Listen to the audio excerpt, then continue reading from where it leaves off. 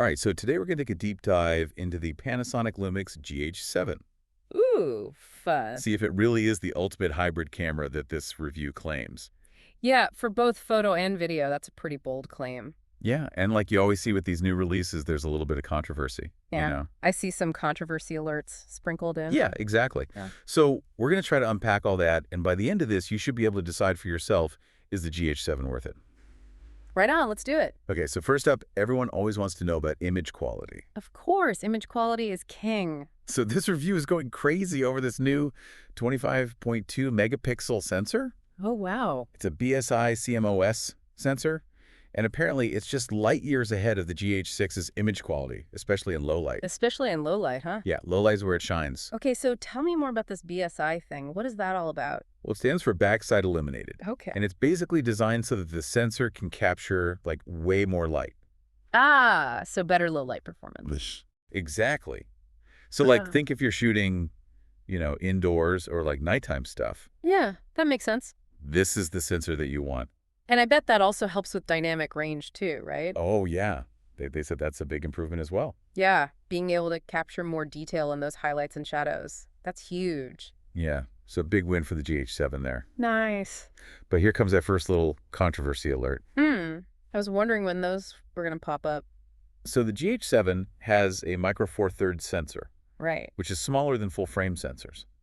Yeah, so that's always a debate, right? Micro four thirds versus full frame. And so what they were saying in the review is that you get these amazing lenses that are super compact and light. Right, because the image circle doesn't need to be as big. Exactly. So the lenses can be smaller. But the trade-off is that in extreme low light, especially when you're cranking that ISO up, Yeah. it might struggle against a full frame sensor. Yeah, full frame is going to gather more light just because the sensor's physically bigger. Yeah. And they were saying you start to see some noise creeping in around ISO 3200. That's good to know. So it really comes down to like what kind of photography you're doing. Yeah, if you're shooting landscapes in broad daylight, you're probably not going to notice a difference, but Right, if you're doing like astrophotography or... yeah, anything in low light, you really need to think about that. Yeah, exactly. Oh, interesting. But one thing that the GH7 gets like a gold star for is the lenses. Ah, yes, the lens selection. I've heard good things about that. Oh my gosh, because of that micro four thirds system, you have just this massive selection of lenses to choose from. Yeah, and they're all like really compact and light too. Yeah, and they were specifically talking about this Leica 400 millimeter lens. Wow, that's a pretty serious telephoto lens. Imagine that kind of reach in a lens that's not the size of like a small bazooka. Yeah, that's incredible. You can actually bring that out in the field. I know. And they were also saying like there's this myth that you can't get good bokeh with a micro four thirds sensor. Yeah. Right? Some people think the smaller sensor means you can't get that blurry background. But they were saying that's not true at all. With the right lens, you can get amazing bokeh. Well, bokeh really comes down to the lens design, not just the sensor. Exactly. Okay, so myth busted. Yeah. Micro four thirds can give you that dreamy, blurred background look if you want it. Cool. All right, let's move on to autofocus, which is like the make or break for a lot of people. Yeah, especially if you're shooting anything that moves, autofocus has got to be on point. Yeah, and this is another area where the GH7 is claiming to have made some big improvements. They have a brand new phase detection autofocus system. Oh, nice. Phase detection is much better for tracking moving subjects. Yeah, it's supposed to be way faster and way more accurate than the GH6.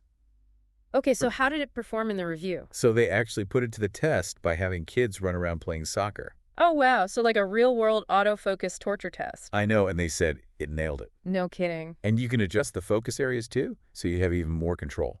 Ah, very nice being able to choose what you're focusing on. That's important. But here's another one of those little controversy alerts. Oh, boy. What is it? So while everyone's impressed with the autofocus, some people are saying it's still not quite as rock solid as what you find in some top-of-the-line full-frame cameras. Yeah, for some professional applications, you might need that absolute top-tier autofocus performance. Right, so if you're a sports photographer or a wildlife photographer, Yeah, where you just absolutely cannot miss the shot. you might want to do a little more research before you jump all in on the GH7. Okay, makes sense. But for most people, I think they'd be pretty happy with the autofocus performance. Sounds like a big step up from the GH6 anyway. All right, let's talk about the GH7's design. Yeah. They described it as having like this really robust build. Yeah, solid feeling. Yeah, comfy grip, lots of customizable buttons, so you can quickly access your settings. Oh, nice. I like customizable buttons. and a fully articulating touchscreen, Oh, that's great for video. especially for video. Yeah. Yeah, Shooting from all those weird angles, you gotta have that articulating screen. exactly. And they Yeah. said the menu system is pretty user-friendly too, even if you've never used a Panasonic camera before. That's a good thing, because some camera menus can be a real nightmare. I know. But here's where we run into another point where people seem to disagree. Okay, what is it? So the GH7 gets big points for durability, Oh, and it's weather sealed. nice. I like a camera that can take a beating. But some reviewers are saying it's a bit bulky and heavy, especially compared to those like super sleek, compact, full-frame cameras, Yeah, there are some pretty tiny full frames out there these days. like the Sony A7C II. Oh, yeah, that one's a pocket rocket. Yeah, and the review actually compares the weight. The GH7 is 805 grams, Mm-hmm. and the Sony is 513 grams. Okay, so that's a pretty significant difference. So you really got to ask yourself, like, is portability like your number one priority? Yeah. Do you want something you can just slip in a small bag? Or are you okay with a little bit more weight for those extra features and that tank-like build? It's a tough call. Yeah, it's a trade-off. Okay, now let's talk video. Right. This is where the GH7 is supposed to really shine. This is where they went all out. This camera is a beast when it comes to video. Okay, lay those specs on me. All right, so we've got 5.7K open gate video. Whoa, Crazy high frame rates. nice. And get this, you can record ProRes RAW internally. Whoa, that's serious stuff. I know it's like a professional filmmaker's dream. For real. But for those of us who are not like professional filmmakers, can you break down like why ProRes RAW is such a big deal? Yeah, what's so special about that? What does it do? So ProRes RAW, it captures just a ton of data. So like imagine you're editing a video and the sky is just totally blown out. Yeah. Too bright, no detail. With ProRes RAW, you can often like rescue those highlights Oh, wow. and bring back detail in post-production. Okay, so it gives you a lot more flexibility when you're Yeah, editing. there's a bit more flexibility to manipulate the image. Okay, that makes sense. Cool. And another massive perk for video people is that the GH7 has unlimited recording time. Unlimited recording time, how do they do that? They have a built-in fan and a heat sink. Oh, smart. So it can just keep itself cool. So you can shoot for hours and hours and hours. That's a big deal because a lot of cameras will overheat if you record for too long. And they said in the review, you can record 4K at 30 frames per second for like almost an hour and a half straight with no overheating issues. Whoa, that's impressive. I know, it's pretty amazing. Definitely a big win for video shooters. Okay, I think we've covered a lot of ground already, but there's still more to unpack. Oh yeah, we've only just scratched the surface. Are you ready to keep going? Absolutely. Let's dive in. All right, so we've seen that the GH7 can do video. Like a champ. Autofocus is amazing. It's got tons of lens choices, but it can't be perfect, right? Of course, not every camera has its trade-offs. Yeah, so what's next? Well, the review talks more about that portability question we touched on earlier. Okay. It praises the GH7's weather sealing. You know, Okay. it can take a beating. It's built for tough conditions. That's awesome for people who are like shooting outdoors a lot. Totally. But it sounds like that ruggedness maybe means it's not the most compact camera. Right. It's definitely not going to disappear in your pocket. But, Yeah. the review does point out that even though the body's a little bigger, those micro four-thirds lenses are still compact. Right. So you're not lugging around huge, heavy lenses on top of an already big camera. So the whole system works together. Yeah, it's all about balance. Okay, but now on to something that makes me a little nervous every time we review a new camera. Oh, what's that? Battery life. Yes, the eternal struggle. And the review did not hold back. They said it's one of the GH7's weakest points. Okay, so spill the beans. What are we looking at here? They're saying the official specs are around 360 shots per charge if you're using an SD card. Okay.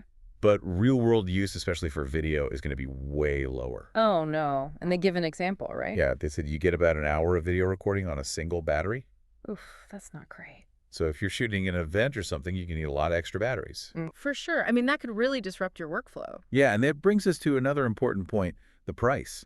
Yeah, the GH7 is not exactly a budget camera, is it? No, it starts at $2,200, and that's just for the body.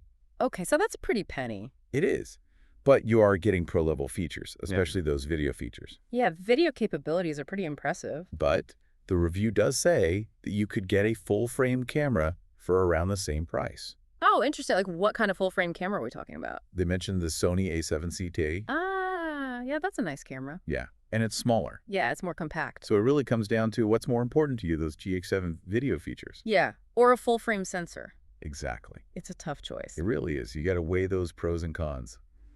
So what stands out to you as like the most exciting thing about this camera? Hmm. I mean, it has to be those video features, right? 5.7K open gate, Pretty wild. high frame rates, ProRes RAW unlimited recording time. Yeah, that's crazy. It's a beast of a video camera. But we have to be real about the battery life.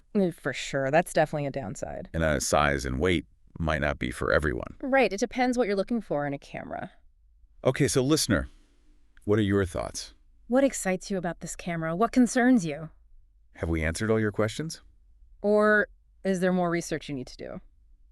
Because at the end of the day, it's your decision. We're just here to give you the info you need. Exactly. And whether you choose the GH7 or something else, the important thing is to get out there and create. Yes. Go make some awesome stuff.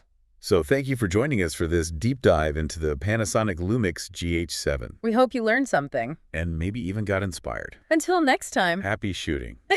Okay, so let's say someone's listening to this and they're like on the fence about the GH7. What would you tell them? I'd say if you're really into video, like if that's your main thing, Yeah. and you want a system that's pretty portable with a ton of lens options, the GH7 is a really solid choice. I mean, those video features are top-notch, and that unlimited recording time, Yeah. that's a game changer. Huge. But we gotta be honest about that battery life. Yeah. It's not great, It's definitely something to think about. especially if you're shooting like long events or something. Yeah, you're gonna need a bag full of batteries. And, for people who want a really small and light camera, Yeah, the GH7 might not be the best fit, it's a bit chunky. especially when you can get a full-frame camera like the Sony A7C II Right. that's smaller and around the same price. Yeah, so it really comes down to your priorities. Right. What's more important to you? So it sounds like the GH7, it's amazing, Yeah, but it's not for everyone. definitely not. There are some trade-offs. For sure. Well, I've learned a lot about the GH7 today. Me too. It's a really interesting camera. Yeah, and hopefully this has given our listeners enough info to decide if it's right for them. Yeah, do your research. Weigh the pros and cons. And if you're still not sure, Go rent one. Try it out. See how it feels in your hands. that's always good advice. Yeah, sometimes you just got to get a feel for the camera. And at the end of the day, Yeah, the most important thing is to find a camera that you enjoy using. exactly one that inspires you to get out there and create. Couldn't have said it better myself. Well, thanks for joining us for this deep dive. Into the Panasonic Lumix GH7. We hope you found it helpful. And until next time. Happy shooting.